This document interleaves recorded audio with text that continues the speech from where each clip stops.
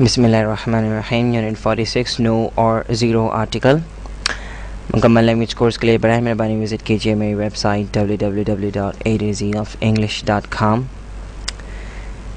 आज के सबक में हम सीखेंगे where not to use any article, यानी कि वो जगह जहाँ पे किसी भी आर्टिकल का इस्तेमाल नहीं होता। इससे पहले हम यूनिट 44 में इंडेफिनिट आर्टिकल्स कर चुके हैं, जिसमें हमने सीखा था कि इंडेफिनिट आर्टिकल्स यानी कि ए और एन का इस्तेमाल कहाँ होता है। और इसके बाद हमने यूनिट 45 में डेफिनिट आर्टिकल का इस्तेमाल सीखा। और आज यूनिट 46 के अंदर हम ये देखेंगे कि वो कौन सी जगह हैं जहाँ पर आर्टिकल का यानी कि ना तो डेफिनिट का और ना ही इंडेफिनिट आर्टिकल्स का इस्तेमाल होता है। We don't choose any article, हम किसी भी आर्टिकल इस्तेमाल नहीं करते before the names of substances, यानी कि सब्सटेंसेस के नाम से पहले, और एब्स्ट्रैक्ट नाउन्स यानी कि अनकाउंटेबल नाउन्स से पहले हम डेफिनेट यानी कि डेफिनेट आर्टिकल का इस्तेमाल या इंडेफिनेट आर्टिकल का इस्तेमाल नहीं करते। जब हम जनरली जो है वो बात कर रहे हों, यानी कि जब आम तौर पे किसी सब्सटेंस की बात कर रहे हैं या आम तौर पे किसी अनकाउंटेबल नाउन की बात कर रहे हैं, तो आप उससे पहले आर्टिकल का इस्तेमाल नहीं करेंगे। मिसाल के तौर पर sugar is bad for teeth, तो इस जुमले में यानी कि sugar is bad for teeth आप आम तौर एक शुगर के बारे में एक आम बात कर रहे हैं कि शुगर जो है वो दांतों के लिए ठीक नहीं है यानी कि बुरी है। सो sugar is bad for teeth, तो शुगर से पहले आपने द नहीं लगाया। अब यहाँ पे आप ये सोच रहे होंगे कि हमने ए या एन बी नहीं लगाया या वो लगा सकते थे। तो अगर आपने यूनिट 44 किया हुआ है तो मेरे ख्याल में आपके जहन में ये सवाल नहीं उठना चाहिए, क्योंकि शुगर जो है वो अनकाउंटेबल है, आप शुगर को गिन नहीं सकते। तो इससे पहले इंडेफिनिट आर्टिकल का तो इस्तेमाल किसी भी सूरत में नहीं हो सकता। तो sugar is bad for teeth, यहाँ पर हमने द का इस्तेमाल नहीं किया, यानी कि हम द शुगर नहीं कह रहे, क्योंकि हम जनरली एक बात कर रहे हैं, एक आम बात कर रहे हैं शुगर के बारे में। इसी तरीके से gold is a precious metal, gold जो है वो एक प्रेशियस मेटल है। तो यहाँ पर भी हम एक आम बात कर रहे हैं, एक जनरल बात कर रहे हैं गोल्ड के बारे में, और इसलिए इससे पहले हमने द का इस्तेमाल नहीं किया। Honesty is the best policy, यहाँ पर भी हमने ऑनेस्टी के लिए हमने से ऑनेस्टी से पहले हमने द का इस्तेमाल इसलिए नहीं किया क्योंकि हम ऑनेस्टी के बारे में एक आम सी बात कर रहे हैं, जनरल बात कर रहे हैं। तो जहन में रखें, जब कभी भी आप किसी अनकाउंटेबल नाउन की या किसी सब्सटेंस की बारे में बात करेंगे और वो यानी कि आम बात करेंगे उसके बारे में, जनरली उसके बारे में कोई बात करेंगे, तो आप उससे पहले द का इस्तेमाल नहीं करेंगे। But when you talk about any substance or an uncountable noun in particular, you will use definite article. जब आप किसी substance और uncountable noun के बारे में particularly यानी ख़ास किसी ख़ास substance के बारे में यानी ख़ास तौर पर उसके बारे में बात कर रहे हैं, किसी substance के बारे में ख़ास reference के साथ बात कर रहे हैं, और किसी uncountable noun के बारे में जो है वो particularly बात कर रहे हैं, तो उससे पहले आपको definite article यानी कि दा का इस्तेमाल करना पड़ेगा। मिसाल के तौर पर The gold in this watch is not of good quality. तो आप इस मिसाल में ये है कि the gold in this watch, इस घड़ी में जो सोना है वो अच्छी क्वालिटी का नहीं है। अब आप बताइए कि आप गोल्ड के बारे में एक जनरल बात कर रहे हैं? नहीं, आप जनरल गोल्ड की बात नहीं कर रहे कि गोल्ड, जैसे हमने इससे पिछली मिसाल में हमने देखा था gold is a precious metal, gold जो है वो कीमती मेटल है, और उससे पहले हमने द का इस्तेमाल नहीं किया था क्योंकि हम गोल्ड के बारे में एक जनरल बात कर रहे थे। लेकिन अब इस जुमले में हम गोल्ड जो है इस्तेमाल जो कर रहे हैं वो एक ख़ास गोल्ड की बात कर रहे हैं, यानी कि जो गोल्ड इस घड़ी में मौजूद है, यानी वो सोना जो इस घड़ी में मौजूद है वो अच्छी क्वालिटी का नहीं है। तो ये गोल्ड जो हो गया, यानी कि हम किसी हर गोल्ड की बात नहीं कर रहे, हम इसमें खास गोल्ड यानी खास सोने की बात कर रहे हैं जो इस घड़ी में मौजूद है, वो सोना जो इस घड़ी में मौजूद है। तो इसलिए ये सोना यानी कि ये गोल्ड क्या हो गया, वो पर्टिकुलर हो गया, और उससे पहले हमने द का इस्तेमाल किया। इसी तरीके से the honesty of his brother must not be doubted, हम जो है इस जुमले के अंदर ऑनेस्टी यानी कि उसके भाई की जो ऑनेस्टी है उससे पहले भी हमने ऑनेस्टी जो है वो क्या हो गई, वो पर्टिकुलर हो गई। हम आम तौर पे ऑनेस्टी की बात नहीं कर रहे, जैसे कि हमने इससे पिछली मिसाल में देखा था honesty is the best policy. तो लेकिन इस जुमले में हम उसके भाई की ऑनेस्टी के बारे में बात कर रहे हैं, तो ये ऑनेस्टी क्या हो गई, ये ख़ास हो गई, पर्टिकुलर हो गई। तो उससे पहले भी हमने द का इस्तेमाल किया। तो ज़हन में रखें, जब आप किसी सब्सटेंस या किसी अनकाउंटेबल नाउन के बारे में पर्टिकुलरली बात करेंगे तो आपको उससे पहले द का इस्तेमाल करना पड़ेगा।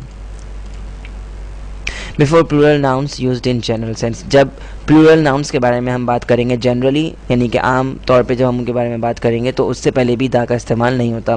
और इंडेफिनिट आर्टिकल्स का तो इस्तेमाल किसी सूरत हो ही नहीं सकता, क्योंकि यूनिट 44 में हम पढ़ चुके हैं कि इंडेफिनिट आर्टिकल्स का इतलाक सिर्फ उन नाउन से पहले हो सकता है जो कि सिंगुलर, कॉमन और काउंटेबल हों। तो प्लूरल नाउन से पहले तो ए और एन का इस्तेमाल हो ही नहीं सकता, लेकिन दा का इस्तेमाल हो सकता है। लेकिन वो किस सूरत में हो सकता है इसके बाद मैं आपको बताऊंगा। ध्यान में रखें, जब आप प्लूरल नाउन्स को इस्तेमाल करेंगे, जनरल सेंस में इस्तेमाल करेंगे, तो आप उससे पहले दा का इस्तेमाल नहीं करेंगे।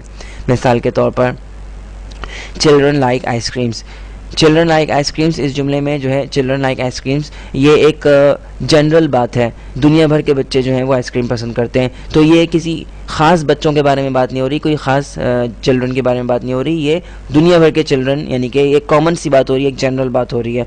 तो चिल्ड्रन के साथ हमने दा का इस्तेमाल नहीं किया, वो इस वजह से क्योंकि हम जनरली एक बात कर रहे हैं चिल्ड्रन के बारे में, ठीक है। इसी तरीके से computers are now used everywhere, इसी तरीके से हमने कंप्यूटर्स से पहले भी, जो कि प्लूरल नाउन है, उससे पहले हमने दा का इस्तेमाल नहीं किया, और इसकी वजह यह है कि हम एक जनरल बात कर रहे हैं कंप्यूटर्स के बारे में कि कंप्यूटर्स जो हैं वो हर जगह इस्तेमाल होते हैं, और एक जनरल बात है, एक आम बात है कंप्यूटर्स के हवाले से।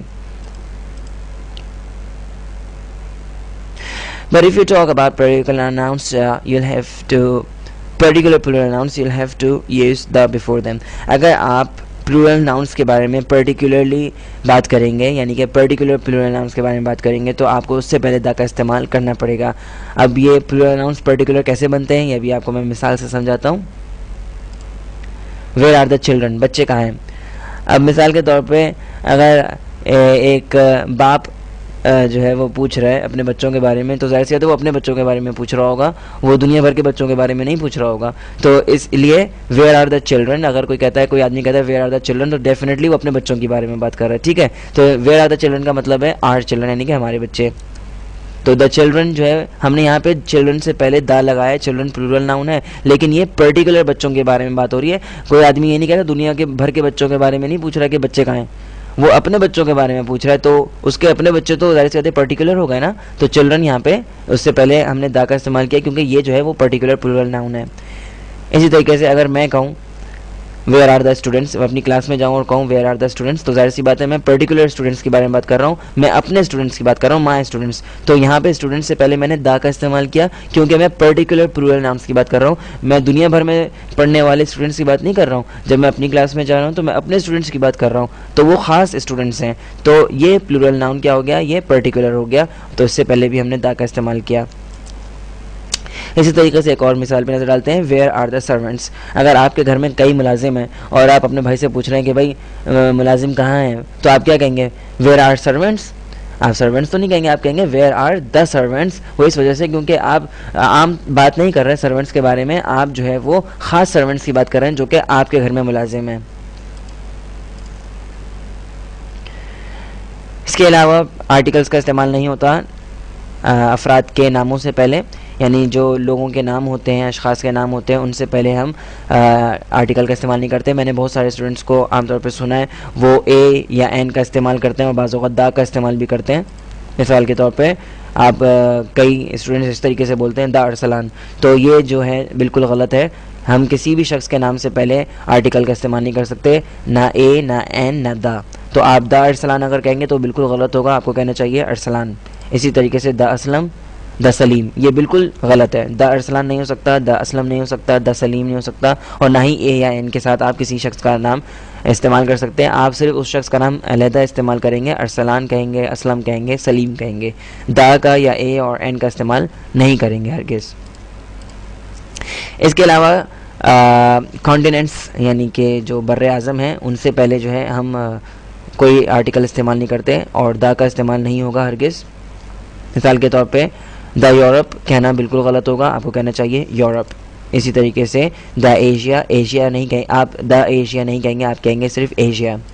इसी तरीके से दी अफ्रीका, ये भी बिल्कुल गलत होगा। ज़हन में रखें यूरोप, एशिया और अफ्रीका ये सारे के सारे बर्रे आज़म हैं और इनसे पहले हम दा का इस्तेमाल नहीं करेंगे और ना ही ए और एन का इस्तेमाल करेंगे। आप सिर्फ और सिर्फ कहेंगे यूरोप, एशिया और अफ्रीका। इसके अलावा ममालिक के नाम से पहले और शहरों के नाम से पहले भी किसी